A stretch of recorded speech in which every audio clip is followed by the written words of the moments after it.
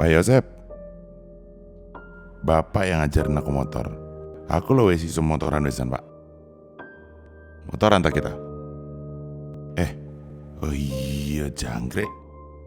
Bapak wes pensiun ya, wes cabut. Ya wes, gak apa-apa.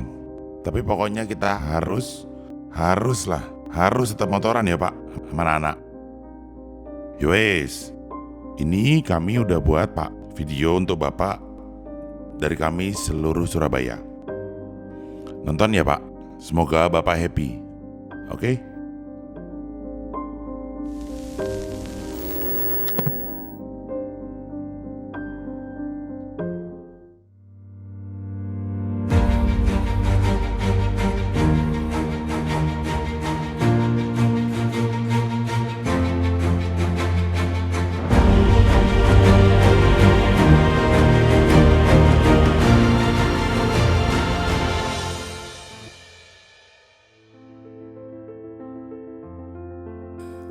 11 Desember 1965. Lahir dari pasangan guru Bapak Yosef Budiman dan Ibu Maria Marsini. Anak kedua dari 3 bersaudara ini banyak menghabiskan waktu tumbuh di lingkungan kota Madiun. Yosef kecil adalah seorang yang mudah bergaul, rendah hati, dan mengutamakan nilai kejujuran. Keterbatasan dalam hidup yang dialami sejak kecil membuat beliau tumbuh dengan leadership dan teamwork yang kuat. Desember 1998, Yosef Tiasono menikahi Maria Helga Prayogi dan dikaruniai 2 orang anak, yaitu Thomas Arya Prabu Tiasono dan Angelina Pramesti Tiasono. Sosok Yosef Tiasono dikenal sebagai pribadi yang hangat dalam keluarga, terutama dalam hal anak. Dari kecil, Yosef Tiasono sudah suka dengan motor, dan hobi bermotor pun berlanjut hingga dewasa. Pria lulusan Universitas Tiken Jaya Negara Malang ini mengawali karir sebagai seorang sales kanvas di salah satu perusahaan rokok di Indonesia. Sempat beberapa kali berpindah di beberapa perusahaan besar, Yosef Tiasono memutuskan untuk bergabung di PT Surya Madistrindo pada tahun 2009. Tidak butuh waktu lama, Yosef Tiasono melakukan akselerasi penjualan di Surya Madistrindo. Dan pada tahun 2013, Yosef Tiasono berpindah dari Makassar ke Surabaya dan menjabat sebagai Regional Sub-Agen Manager di Regional Office. Prestasi yang diraih selama di Surabaya antara lain The Best RSAO tahun 2018 dan 6 kali setiap tahun Target Achievement terhitung 2013 sampai 2019 dengan persentase di atas 100% dengan valuasi growth 13.78%. Integrity, persisten, loyalitas, kredibilitas, dan jiwa leadership yang tinggi membuat Yosef Tiasono mampu menjadi karyawan di Surya Madistrindo dengan karir yang cemerlang dan melesat dengan cepat.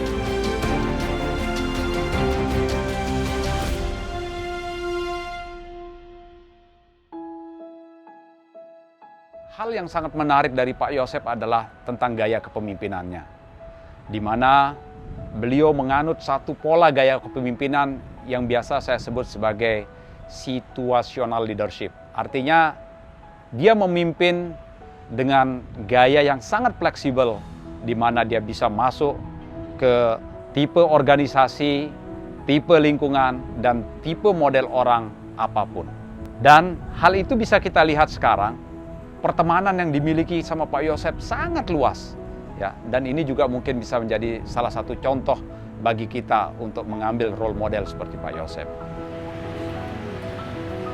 Pak Yosef orang yang sangat tanggung jawab sama kerjaannya.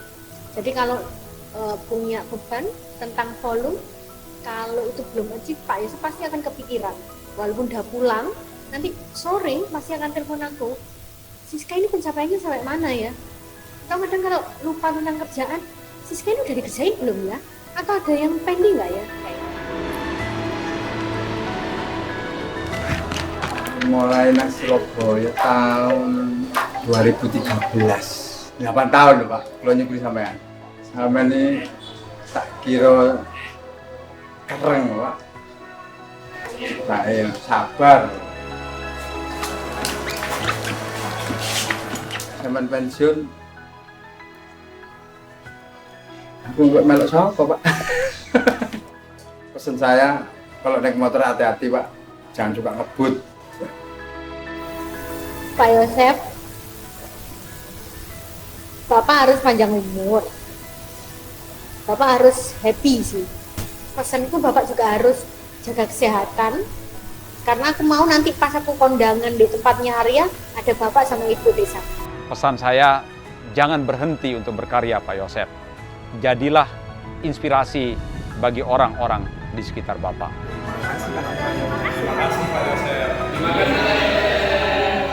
Terima kasih Pak Yosep.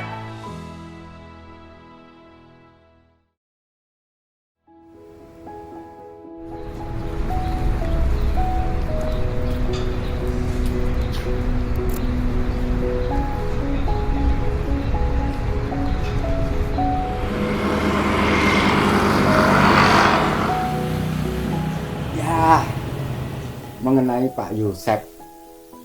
Yosep ketemu kita waktu SMP. SMP tapi beda kelas. Ini enggak lo SMP-mu awake dhewe gaene colut. Awake dhewe nek jam kosong colut ya lho, Sep. Kalau kita istilahnya SMP itu kan ada jam kosong. Kita rame-rame ke warung. Warungnya sekarang namanya Bu Mami. Itu kalau nongkrong sama Pak Yosep itu kadang satu cingkir kopi itu gantian. Apalagi rokok sebatang ini bisa gantian sama Pak Yosep. Biasanya separuh gantian. Gantian. Pak Yono siapa? Terus Sep, rumahmu dhisik Sep. Sampai mesti kelingan ini. Ketemunya Pak Yosep itu nggak disangka-sangka. Waktu meninggalnya bapaknya Pak Yosep itu SM Madiun ngirim karangan bunga karena orang tuanya meninggal. Saya sama Pak Dedi Trubus akhirnya melayat. Saya yakin di tempat itu, loh ini kan rumah Yosep Pak, ini kan tempat teman saya Pak Yosep. Masa Pak ini? Iya Pak, udah nanti kalau keluar aja Pak. Pak Yosep keluar, loh Her, wah Sep, aduh, apamu yo nang SM to? Iya ya Pak. Tapi nasibnya beda Sep. Aku bisa dhewe sampean dhuwur dhewe. Wah, aja ngono ya. Ya mungkin Pak Yosep hari-hari ini sudah mendekati purna tugas. Nikmati, syukurin saja Pak Yosep.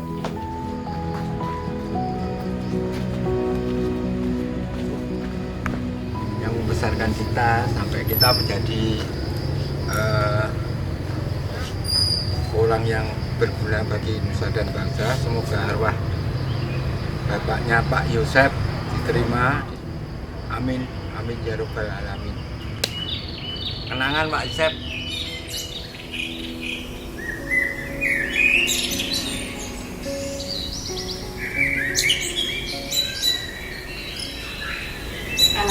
Pak Yosep itu di mata saya sebagai seorang istri adalah suami yang penyabar, suami yang jujur, suami yang disiplin.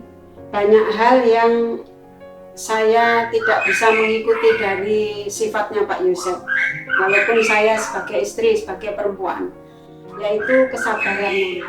Dimana ketika ada sisi lain perkara anak, saya nggak sepaham misalkan dengan oh Arya begini, tapi Pak Yosep selalu memberikan saya pemahaman, nggak usah, jangan terlalu emosi, jangan anak itu jangan terlalu dibeginikan begitu.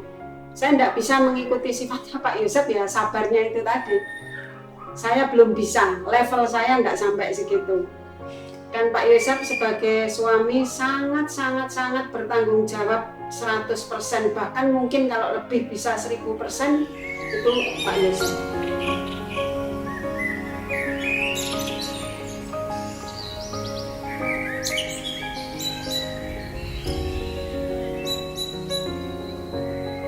Ayah saya adalah salah satu orang yang sangat dekat juga dengan saya.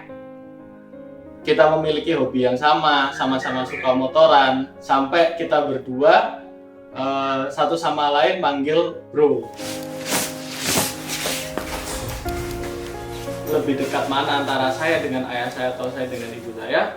Ya, saya memang lebih dekat dengan ayah saya karena pertama memiliki hobi yang sama, memiliki selera musik yang sama, bahkan memiliki selera pakaian yang sama. Jadi saat berbelanja ya lumayan hemat, satu baju bisa dipakai untuk 2 orang. Terus Pak Yosep itu adalah orang yang jujur, sangat jujur, orang yang sangat santun kepada keluarga saya, keluarga dari pihak saya, dari saya pribadi, dengan anak saya, dengan teman-teman saya, terutama juga dengan ibunya, orang yang sangat santun. Saya sebagai istri diberi tanggung jawab 100% untuk mengelola keuangannya. Oh, ini hasilnya suami saya. Saya pun misalkan seperti Pak Yosep, hobinya Harley. Saya mau beli motor. Kalau di ukuran seorang istri, waduh, harganya kok segitu ya, sama dengan mobil. Saya mengizini, saya dukung, karena ya itu kesenangannya Pak Yosep.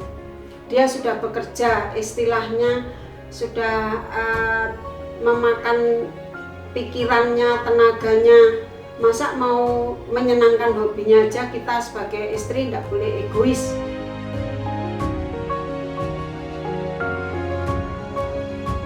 Saya salut terhadap ayah saya hormat sekali terhadap ayah saya karena kalau misalkan orang ingin menjadi siapa, saya tidak ingin muluk-muluk, saya ingin menjadi seperti ayah saya karena ayah saya ini selalu dalam hidupnya menurut saya balance. Jadi dalam sisi rohani dan sisi yang lain-lainnya selalu seimbang.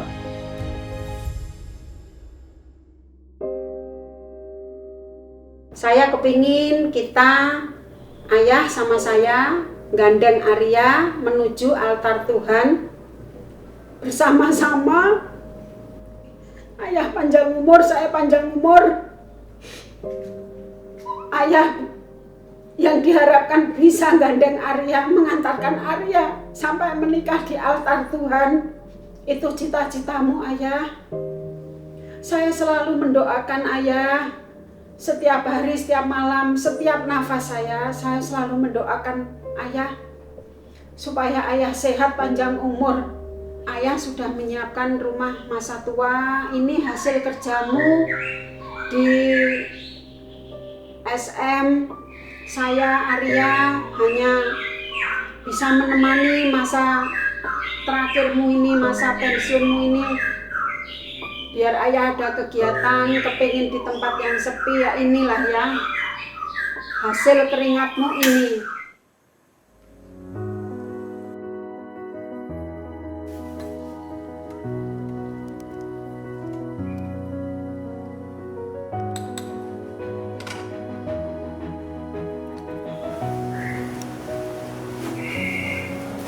Bro, Arya mau terima kasih atas semua yang telah diajarkan, yang diberikan, dan terima kasih juga sudah membesarkan aku selama 21 tahun ini, hampir 22 tahun.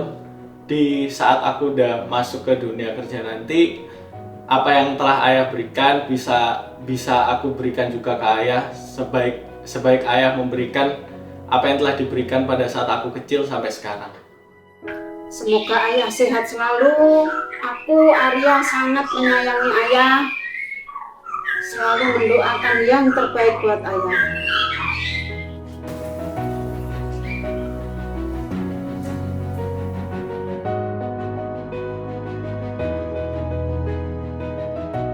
Pak Bu, sini.